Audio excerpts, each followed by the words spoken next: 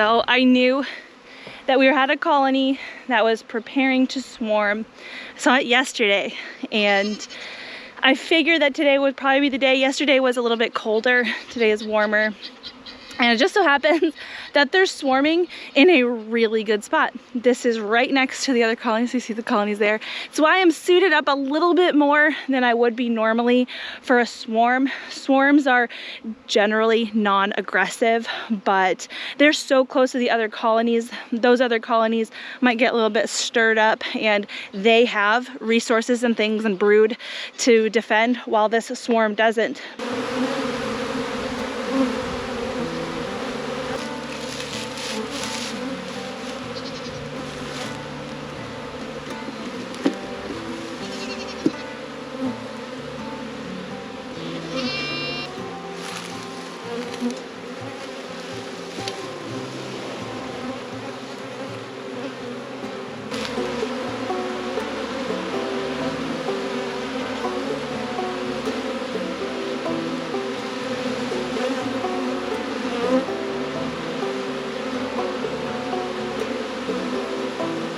I'm trying to see if I can locate the queen, because if I can catch the queen and place her in the box, that's when they'll really start moving in. Right now they're investigating it, but the queen herself has pheromones that are really, really attracting, and they're going to be wherever she is. And based on their behavior, I don't think she's made it to the box. It's a little bit like a Where's Waldo situation, except the queen, once you really get used to seeing queen bees, you can find her if she's in front of you. It's not so much of a needle in a haystack. She's got really long legs, kind of like a wasp. She's a lot longer, and oftentimes I find that the queens have a different coloration than just your average worker bee. They can be nice and gold, they can be really dark. You can see the difference, and I see a lot of drones here. Those are bigger than the worker bees, a lot like the queen is, but they're also more stout, they're kind of fat. Their legs are not as long as the queen bees. I'm not seeing her, and it's probably because she's buried. Does not mean that she's not here. She's here somewhere.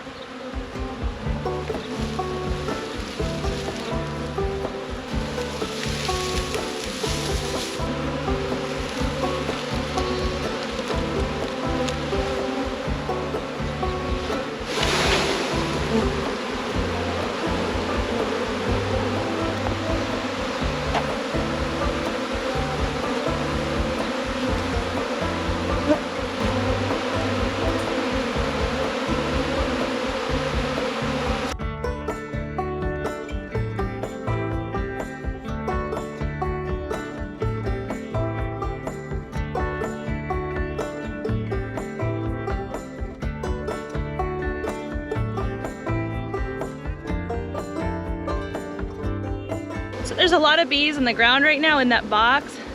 There's also a lot of bees in the air. So I think there's actually a secondary swarm going on.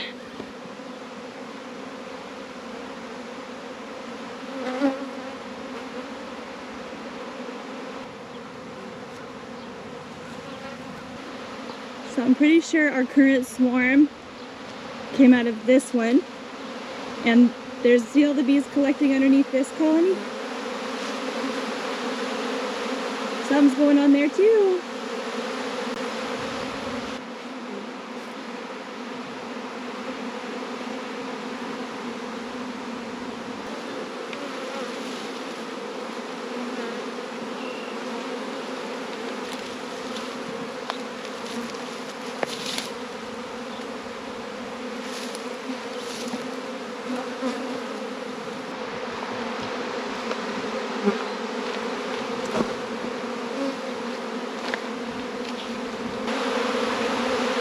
Check that out.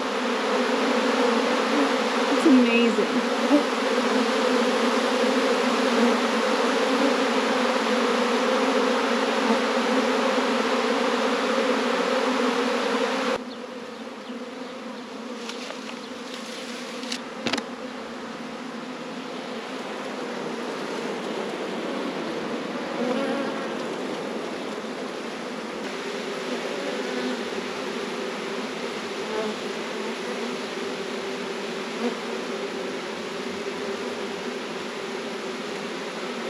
So it's been a little bit, and it looks like we did have success catching a swarm over here. I don't know if it's the full swarm. A lot of times big swarms will leave their colony with more than one queen, and sometimes they can get separated. So I'm kind of wondering if me shaking the bees down into the box maybe shook one queen down into the box, but another queen possibly took flight, may have gone back to her original colony here. But there's a lot less activity outside of these colonies. So there's a couple little stragglers down here still in the grass.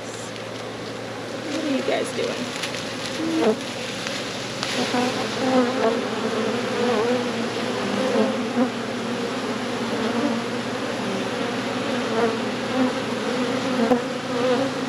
Oh, there's a queen.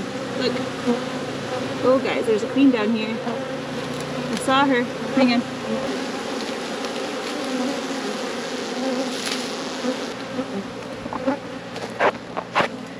So there is a queen in this clip. She does not look good. So one reason there might have been a queen in a small ball of bees underneath that colony is the bees genuinely might have balled this queen up with the intention of killing her.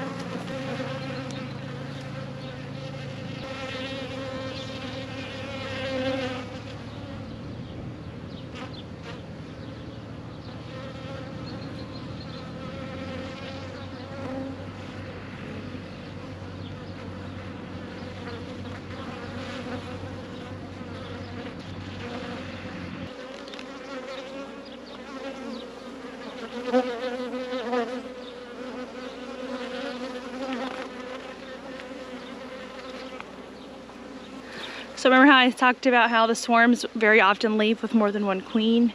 Well, they all can't be queen.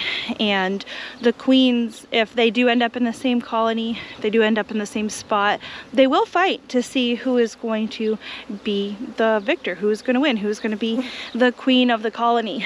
And queens do fight to the death, can and do, or sometimes the colony will actually do what's called balling the queen, and that's where they will stack up their bodies all around her. They'll make a hot ball of bees around the queen and essentially cook her. And I think that's probably what was going on underneath that colony. It wasn't a huge amount of bees. You'd think if it was a queen that they wanted to keep that it would be a much bigger collection of bees, and that queen did not look good. She looked like she'd been through a lot. Looks like my flow frame has one row that's out of sync. I think I remember that happening last year and I never corrected it. It should be fine. They just won't, I guess, put honey in that little bit. But the rest of the frame looks like they have already started to build the wax out on it, which means they're probably going to fill this really soon. They've probably already started in some of the middle frames.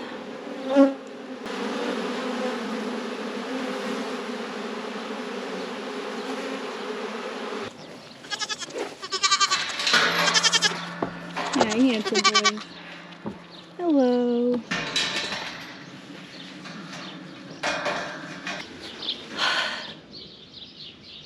So on the subject of swarms, I touched on this a little bit in my last video. I have gotten a question before, why don't you split your swarms or split your colonies instead of allowing them to swarm? One reason is because I'm really busy. I have a lot going on here and I don't have the attention to give the colonies that maybe a commercial beekeeper would. It's not my first priority this time of year, and this is the really busy time for the bees. They are doing a whole bunch of things, including procreating, and swarms are how the honeybees procreate. It's how they make brand new honeybee colonies, and they're very, very good at it.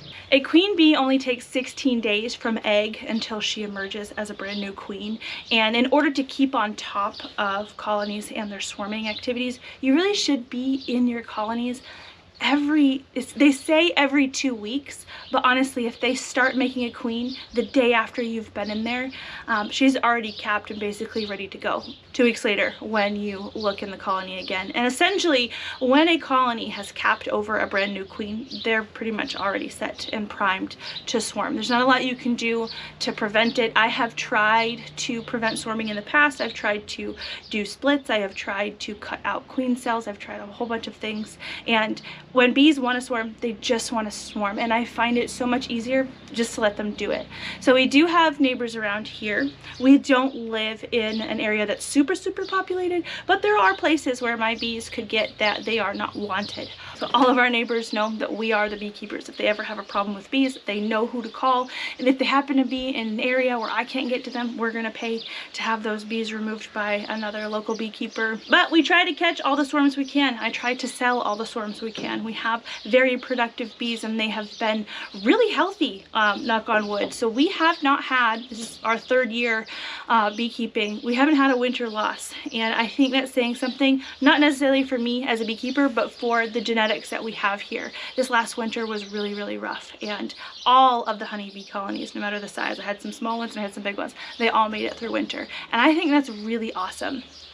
So one thing I am being intentional with working on with my bees is really similar to what I'm being intentional working with my goats. So my goats some of them have a tendency to get a little bit wormy, and I'm trying to be really intentional on watching that this worm season. Springtime is worm season for goats, and making decisions on who to breed with who to make stronger goats and who to cull out of my herd.